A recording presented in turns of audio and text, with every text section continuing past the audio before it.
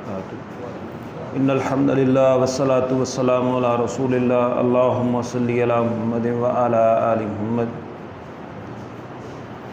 اللہم بارک علی محمد وعلی آل محمد کما بارکت علی ابراہیم وعلی آل ابراہیم انک حمید مجید۔ اعوذ باللہ من الشیطان الرجیم، بسم اللہ الرحمن الرحیم۔ والسماء ذات البروج والیوم الموعود وشاہد ومشہود قتل اصحاب الاخدود۔ ابھی ہم نے نماز میں دوسری رکعت میں حافظ صاحب نے سورۃ البروج کی تلاوت کی۔ تو یہ جو اس میں واقعہ ہے خندقوں والوں کا، اللہ تعالیٰ فرماتے ہیں قتل اصحاب الاخدود، خندقوں والے غارت ہو گئے، برباد ہو گئے، ہلاک ہو گئے۔ تو اس کے بارے میں رسول اللہ صلی اللہ علیہ وسلم نے ہمیں یہ خبر دی ہے۔ آپ صلی اللہ علیہ وسلم نے فرمایا کہ ایک بادشاہ تھا اور اس کا ایک مشیر تھا، وزیر تھا، وہ جادوگر تھا۔ جب وہ جادوگر بوڑھا ہو گیا تو اس نے کہا بادشاہ کو کہ مجھے کوئی ایک نو عمر لڑکا دو جس کو اپنا یہ جادو والا فن میں سکھاؤں تاکہ میرے بعد تجھے وہ کام آ سکے۔ تو ایک بادشاہ نے ایک لڑکے کو، جس کو وہ سمجھتا تھا کہ یہ اس فن کو لے لے گا، اس کو مقرر کیا اور جادوگر کے پاس بھیجنا شروع کر دیا۔ لڑکے نے جب اس کے پاس جادوگر کے پاس جانا شروع کیا تو راستے میں ایک راہب بھی بیٹھا ہوتا تھا۔ اس کی ملاقات ایک راہب سے ہو گئی، عالم دین تھا اس دور میں۔ تو اب اس کے بعد اس نے بیٹھنا شروع کر دیا۔ اب راہب اسے اللہ تعالیٰ کی توحید سکھاتا تھا کہ اللہ تعالیٰ کے سوا کوئی بھی مشکل کشا، حاجت روا، کرنی بھرنی والا کوئی بھی نہیں ہے، جو بھی کرتا ہے اللہ تعالیٰ کرتا ہے۔ ہماری زندگی موت کا مالک اللہ ہے، ہمیں رزق دینے والا اللہ ہے، ہماری مشکلات کو ٹالنے والا اللہ ہے۔ کوئی مصیبت پریشانی آ جائے اس کو رفع کرنے والی اللہ تعالیٰ کی ذات کے سوا کچھ نہیں ہے۔ یہ جو بادشاہ جو خدائی دعویٰ کر کے بیٹھا ہے یہ جھوٹا ہے، اور جادوگر اسے اپنا جادو کا فن سکھاتا تھا۔ اب وہ راستے میں راہب سے جب ہو کر جادوگر کے پاس جاتا تھا تو جادوگر اسے زد و کوب کرتا، مارتا پیٹتا کہ تم لیٹ آئے ہو۔ اور جب جادوگر سے ہو کر پھر راہب سے ہو کر پھر گھر جاتا تھا تو گھر والے کہتے تھے لیٹ آئے ہو۔ تب راہب نے اسے ہیلا سکھایا کہ جب مجھ سے ہو کے جایا کرو نا تو جادوگر کو کہنا میں گھر سے ہی لیٹ آیا ہوں، اور جب جادوگر سے واپسی پر مجھ سے ملاقات کر کے گھر جاؤ تو گھر والوں کو کہو کہ میں جادوگر سے ہی لیٹ آیا ہوں۔ یہ معاملہ چلتا رہا، اللہ تعالیٰ کی توحید اسے راہب سکھاتا رہا۔ ایک دن ایسا ہوا کہ وہ راستے میں جا رہا تھا تو کچھ لوگوں کو ایک خوفناک کسی اژدہا یا کسی خوفناک جانور نے چیز نے روک رکھا تھا۔ لوگ ڈر کے مارے، راستہ بند تھا، رکے ہوئے تھے۔ اب اس نے کہا کہ آج موقع ہے کہ جادو کا وار چلتا ہے یا اللہ تعالیٰ کا نام چلتا ہے، یہاں اللہ تعالیٰ کی توحید، اللہ تعالیٰ کی وحدانیت چیک کرتے ہیں۔ اس نے پتھر اٹھایا، بسم اللہ پڑھ کے اس بلا جو بھی تھی اس کو مارا، وہ راستے سے ہٹ گئی یا مر گئی، ہلاک ہو گئی۔ لوگوں کا راستہ ہموار ہو گیا، اور لوگوں میں مشہوری ہو گئی کہ ایک بندہ ہے، جیسے ہمارے ہاں بھی ہوتا ہے کہ بڑا نیک آدمی ہے، بڑا یہ ہے وہ ہے، تو لڑکے کی مشہوری ہو گئی۔ اب لڑکے کے پاس لوگ آنے لگے کہ تم جو ہے وہ مجھے صحت دے دو، مجھے یہ کرو، میرا یہ مسئلہ ہے، یہ مسئلہ ہے۔ تو بادشاہ کا ایک درباری تھا، وہ نابینا تھا، اس کے پاس بینائی نہیں تھی۔ وہ تحفے تحائف لے کر لڑکے کے پاس آ گیا۔ اچھا، یہ جو معاملہ ہوا یہ راہب نے اس کو راہب کو جب جا کے لڑکے نے بتایا نا کہ میں نے اس طرح پتھر اٹھایا، بسم اللہ پڑھی اور اس اژدہا کو میں نے مارا ہے، وہ مر گیا۔ تو راہب نے کہا کہ آج سے میرے سے تیرا جو معاملہ ہے نا افضل ہو گیا، اب تجھ پہ آزمائش آئے گی۔ سارے ہر طرف مشرک ہیں، اس بادشاہ کے پجاری ہیں، تو اب تیرے اوپر جو ہے بادشاہ کو جو ہی پتہ چلے گا وہ تیرا گھیرا تنگ کرے گا۔ چنانچہ ایسا وہ نابینا جو ہے درباری وہ آ گیا تحفے تحائف لے کر، اور اس نے آ کر کہا کہ بھائی مجھے پتہ چلا ہے تم لوگوں کو صحت دیتے ہو، میری بینائی بھی صحیح کر دو۔ لڑکا کہنے لگا میں کسی کو کچھ نہیں دیتا، اللہ تعالیٰ دیتا ہے، صحت دینے والی اللہ تعالیٰ کی ذات ہے، تم بھی اللہ سے دعا کرو، اللہ پر ایمان لے آؤ، میں تیرے حق میں دعا کروں گا، اللہ تعالیٰ تیری بینائی لوٹا دے گا۔ وہ ایسا ہی ہوا، وہ لڑکے نے اس کے حق میں دعا کی، اس کی بینائی لوٹ آئی، وہ اللہ تعالیٰ پر ایمان لے آیا۔ اب وہ جو نابینا جس کو اب آنکھیں مل گئی ہیں، نظر آنا شروع ہو گیا، جب وہ بادشاہ کے دربار میں جا کر بیٹھا تو بادشاہ نے پوچھا تیری بینائی کس نے لوٹائی ہے؟ تو اس نے کہا بادشاہ تو ایسے ہمیں دھوکہ دیے رکھا ہے، تو نے اپنی عبادت پہ لگائے رکھا ہے، دینے والی تو اللہ تعالیٰ کی ذات ہے، مجھے اللہ تعالیٰ نے، میں نے اللہ سے دعا کی، اللہ تعالیٰ نے مجھے صحیح کر دی۔ اب اس نے اس کو کہا کہ تجھے یہ کام اور یہ توحید والی بات کس نے سکھائی ہے؟ اس نے لڑکے کا پتہ بتا دیا، اور لڑکے کا پتہ بتایا، اور لڑکے کو جب مار پیٹ ہوئی تو اس نے راہب کا پتہ بتلا دیا۔ تو اب اس نے آرا منگوایا اور اس جو نابینا ہے اس کو کہنے لگا، جو کہ اب اسے نظر آتا تھا، اسے کہا کہ اگر تم اپنے دین سے پھرتے ہو، مجھے اپنا رب مانتے ہو تو ٹھیک ہے، وگرنہ میں تمہارے 2 ٹکڑے کر دوں گا۔ وہ کہتا ہے اب جو مرضی کر، اب توحید کی سمجھ آ گئی۔ اس نے آرے کے ساتھ اس کے 2 ٹکڑے کروا دیے۔ چنانچہ راہب کو بھی کہا کہ تم بھی اللہ تعالیٰ کی توحید سے باز آ جاؤ، مجھے رب مان لو۔ تو اس نے آرے کے ساتھ، وہ بھی باز نہیں آیا، اس نے کہا بھی اللہ تعالیٰ نے سمجھ دے دی ہے، تو اس نے اس کے بھی 2 ٹکڑے کروا دیے۔ اب رہ گیا وہ بچہ، وہ نوجوان، اس کو اس نے کہا بھائی دیکھو تمہارے دونوں کا دیکھو کیا حال ہوا ہے، تیرے ساتھ بھی اسی طرح کا سلوک کیا جائے گا، تم بھی باز آ جاؤ۔ تو لڑکا کہنے لگا کہ یہ نہیں ہو سکتا۔ اس نے اپنے جو فوجی تھے ان کے ذمہ لگایا کہ اس کو لے جاؤ اور اس کو ایک پہاڑ کی بلندی کے اوپر چڑھانا ہے، اور اوپر چڑھا کر اس سے پوچھنا ہے اگر یہ مجھے رب مان لے، توحید کو چھوڑ دے تو ٹھیک ہے، اس کو واپس لے آنا، وگرنہ اس کو وہاں سے دھکا دے کے اس کو ہلاک کر دینا، قتل کر دینا۔ چنانچہ لوگوں نے ایسا ہی کیا، وہ لے گئے اس کو فوجی اوپر۔ تو جب وہ اوپر لے گئے تو لڑکے نے اللہ تعالیٰ سے دعا کی کہ یا اللہ ان کے مقابلے میں مجھے کافی ہو جا، ان کے مقابلے میں مجھے کافی ہو جا۔ وہ سارے گر گئے وہاں سے، لڑکا پھر صحیح سالم پھر بادشاہ کے دربار میں آ گیا، کہنے لگا بادشاہ دیکھ اللہ تعالیٰ نے مجھے حفاظت میں رکھا ہے اور تیرے سارے ساتھی جو ہے وہ۔ اس نے پھر ایک اور دستہ بھیجا کہ اس کو لے جاؤ سمندر میں، اور عین وسط میں جا کر سمندر میں نے اس کو ڈبو دینا۔ تو جب وہاں پر اس لڑکے کو لے جایا گیا تو وہ جو ہے جب اسے گرانے لگے سمندر میں تو پھر اللہ تعالیٰ سے پھر اس نے دعا کی کہ یا اللہ ان کے مقابلے میں مجھے کافی ہو جا۔ وہ سارے کے سارے وہاں پر ڈوب گئے۔ لڑکا پھر صحیح سالم بادشاہ کے دربار میں پھر آ کر کہنے لگا کہ بھائی رب تو نہیں ہے، اللہ تعالیٰ کی ذات ہے۔ اب لڑکے نے کہا، اسے ایک طریقہ سکھایا، اگر تم مجھے مارنا چاہتے ہو نا تو اس کا طریقہ میں تمہیں سمجھاتا ہوں، میں مر جاؤں گا، مجھے ہی مارنا ہے نا۔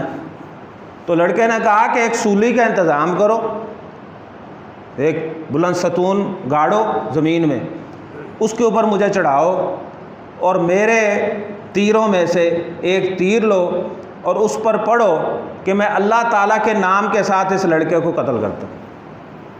تم جب ایسے کرو گے مجھے تیر لگے گا، میں مر جاؤں گا۔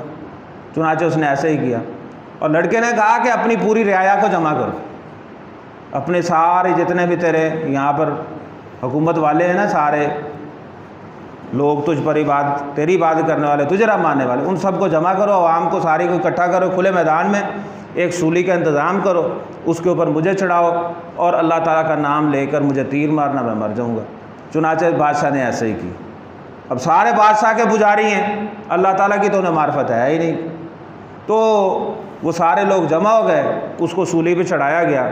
بادشاہ نے اس کے اوپر وار کیا، تیر کو پڑا، میں اس لڑکے کے رب اللہ تعالیٰ کے نام کے ساتھ اس لڑکے کو مارتا ہوں۔ جب تیر چلا لڑکے کی کن پٹی پہ لگا، لڑکا شہید ہو گیا، فوت ہو گیا۔ اب جب لوگوں نے یہ سارا منظر دیکھا نا، لوگ کہہ اٹھے آمنا برب ھذا الغلام، آمنا برب ھذا الغلام، آمنا برب ھذا الغلام۔ ہم اس لڑکے کے رب اللہ کے اوپر ایمان لائے، ہم اس لڑکے کے رب اللہ کے اوپر ایمان لائے، ہم اس لڑکے کے رب اللہ کے اوپر ایمان لائے۔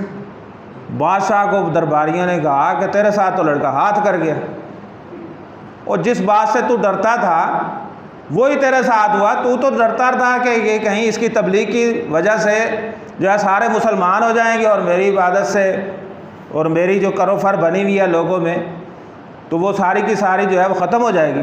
لڑکا ایک جان دے کے ہزاروں لاکھوں کو ہدایت کے راستہ دکھا گیا، سارے کے سارے اللہ کے اوپر ایمان لے، سارے توحید والے ہو گئے۔ اب اس ظالم نے جو ہے پھر کہا کہ سڑکوں کے کناروں کے اوپر گڑھے کھدوائے جائیں اور اس میں آگ جلائی جائے۔ یہ جو اللہ تعالیٰ فرماتے ہیں نا قتل اصحاب الاخدود، خندقوں والے غارت ہو گئے، برباد ہو گئے، تو اس نے آگ کے گڑھے کھدوائے، خندقیں کھدوائیں، اور فوجیوں کو کہا کہ جو اللہ تعالیٰ پر جو ہے وہ انکار کر دے اللہ تعالیٰ کا، اس کو جو ہے وہ چھوڑ دینا ہے، اور جو اللہ تعالیٰ کا انکار نہ کرے توحید پر کار بند رہے اس کو آگ میں جلا دینا۔ چنانچہ ایسا ہی ہونے لگا، جس کے بارے میں اللہ تعالیٰ فرماتے ہیں کہ وَمَا نَقَمُوا مِنْهُمْ إِلَّا أَن يُؤْمِنُوا بِاللَّهِ الْعَزِيزِ الْحَمِيدِ۔ انہوں نے خندقوں والوں نے آگ میں ڈالے جانا، اہل ایمان کو جو آگ میں ڈالا جا رہا تھا، تو انہوں نے کس چیز کی انہیں سزا دی؟ اس چیز کی کہ وہ ایک اللہ عزیز حمید کے اوپر ایمان لا چکے تھے اور کوئی ان کا جرم نہیں تھا۔ تو وہ ایک ایک کر کے جو ہے ان کو شہید کیا جانے لگا۔ ایک عورت آئی، ماں تھی، اس کے ساتھ شیرخوار بچہ تھا۔ اب ماں کی جو مامتا ہے اس کی کوشش ہے کہ کسی طریقے میرا بچہ بچ جائے، میں نے تو شہید ہو ہی جانا ہے۔ تو جب وہ آگے آگ کی طرف بڑھتی ہے، پھر تھوڑا سا جو ہے وہ ہچکچائی کہ کسی طریقے میرا بچہ بچ جائے، تو وہ جو بچہ ہے نا وہ بول کر کہا یا اماں اصبری انکی علی الحق، اے میری ماں چھلانگ لگا دے، تجھے تو آگ نظر آ رہی ہے، مجھے بہشت بری کے باغات نظر آ رہے ہیں۔ تو یہ سارا واقعہ جو ہے یہ رسول اللہ صلی اللہ علیہ وسلم نے بیان کیا ہے۔ تو علماء نے لکھا ہے کہ یہ اتنا جو ہے وہ واقعہ جو ہے اگر رسول اللہ صلی اللہ علیہ وسلم کے ارشادات نہ ہوں، فرامین نہ ہوں، تو یہ آج تک معاملہ مبہم رہتا کہ اللہ تعالیٰ فرما رہے ہیں، اللہ تعالیٰ قسمیں اٹھا رہے ہیں، 3 قسمیں اٹھائیں، والسماء ذات البروج والیوم الموعود والشاہد ومشہود قتل اصحاب الاخدود۔ تو یہ اصحاب الاخدود کون تھے؟ یہ کس نے بتایا؟ جناب محمد رسول اللہ صلی اللہ علیہ وسلم نے بتایا، اور یہ پوری سورت کا موضوع ہی یہی ہے۔ اور اس کے بعد اللہ تعالیٰ نے آخر میں جا کر فرمایا ہے کہ یہ جو قرآن مجید ہے نا، یہ اس کو معمولی نہ سمجھو، یہ اس ذات کی طرف سے ہے، اس تمہارے جیسے کئی اللہ رب العالمین نے ایسے جو ظالم بادشاہ دیکھے ہوئے ہیں، اور وہ اللہ تعالیٰ کی توحید میں کوئی آڑ نہیں آ سکے، رکاوٹ نہیں بن سکے۔ تو اس لیے تم بھی جو ہے نا قریش مکہ اور آنے والے جتنے لوگ ہو، تم سارے کے سارے اپنی جو ہے نا عقلوں کا علاج کر کے رکھو کہ یہ لوح محفوظ میں ہے یہ قرآن مجید، اور اس نے جو ہے وہ پوری کائنات کے اوپر غالب رہنا ہے۔ اور یہ اللہ رب العالمین کے یعنی یہ جو صورت ہے، تو اللہ کے نبی صلی اللہ علیہ وسلم نے یہ سارا واقعہ بیان کیا۔ اللہ تعالیٰ سے دعا ہے کہ اللہ رب العالمین ہمیں بھی صحیح معنوں میں ایمان نصیب کر دے، اور کوئی بھی ہم پر مصیبت پریشانی آئے تو ہر حال میں اللہ تعالیٰ کی توحید کے اوپر کار بند رہیں۔ دنیا میں انسان آتا ہے اس کا سینہ خالی ہوتا ہے، دنیا سے اب جب ہم جائیں تو ہمارا ایمان، ہمارا سینہ جو ایمان سے خالی نہ ہو، ہم ایمان کی حالت میں جائیں۔ وآخر دعوانا الحمدللہ رب العالمین۔ اجازت ہے؟ ہاں جی۔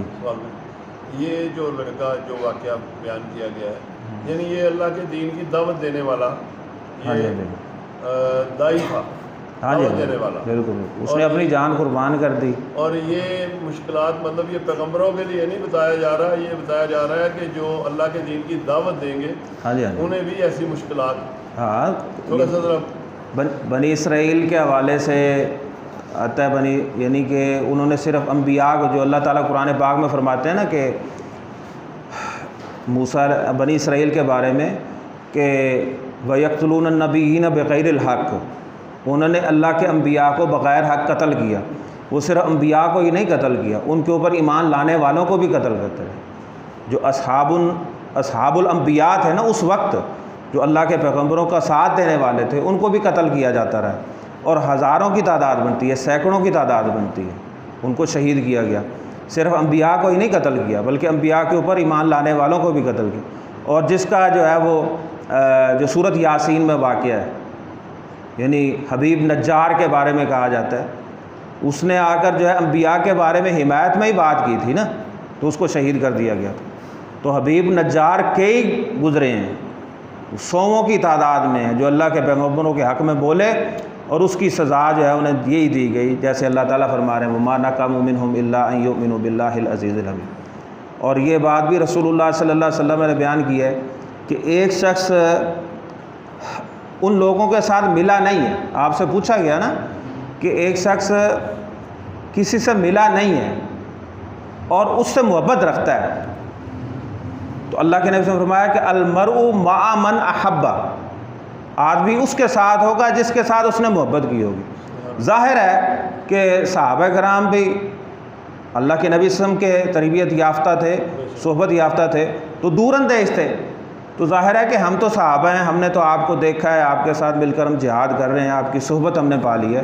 ایک وہ لوگ بھی ہیں جو ہمارے بعد آئیں گے، ہمارے بھائی جو بعد میں آئیں گے، اہل ایمان آئیں گے، جیسے اللہ تعالیٰ فرماتے ہیں ربنا اغفر لنا ولاخواننا الذین سبقونا بالایمان ولا تجعل فی قلوبنا غلا للذین آمنوا ربنا انک رؤوف رحیم. یعنی کہ ہم جو بعد میں آنے والے ہیں، اپنے پہلے والے اہل ایمان بھائیوں کے لیے ہم دعا کرتے ہیں جو ہم سے ایمان میں سبقت لے گئے. تو یہ اسلام کا جو بھائی چارہ ہے، سب جو ہے وہ بھائی بھائی، جیسا کہ رسول اللہ صلی اللہ علیہ وسلم نے فرمایا اصل رشتہ اسلام کا، دین کا، ٹھیک ہے.